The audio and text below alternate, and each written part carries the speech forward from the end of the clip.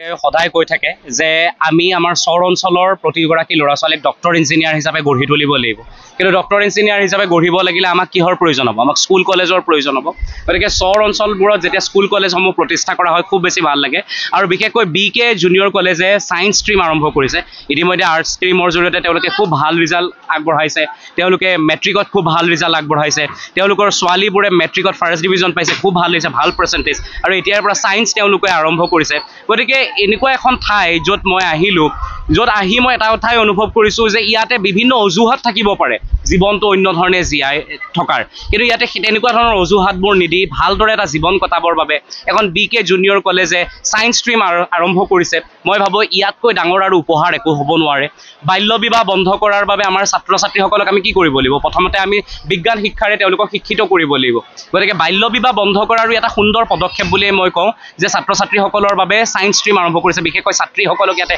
বিশেষ গুৰুত্ব দিয়া হৈছে বুলি জানিব পাৰিছোঁ মোৰ খুব ভাল লাগিছে যেতিয়া 18 বছৰ বয়সলৈ তেওঁলোকে ইয়াতে পঢ়িয়ে থাকিব এটা বাল্য বিবাহ নিজে নিজে বন্ধ হ'ব বিভিন্ন ধৰণৰ ঘৰুৱা হিংসাবোৰ নোহোৱা হ'ব গতিকে ডক্টৰ ইঞ্জিনিয়াৰ সকলো ওলাব আৰু ইয়াতে মই দেখিছোঁ বিভিন্ন ঠাইলৈ যাওঁ বিভিন্ন ঠাইত গৈ যিটো পৰিৱেশ দেখোঁ তাতকৈ ইয়াতে এটা বেলেগ পৰিৱেশ দেখিলোঁ আৰু সেইটো হৈছে শিক্ষাৰ এক আন্দোলন আৰম্ভ হৈছে এই বিশেষ অঞ্চলটোত কাৰণ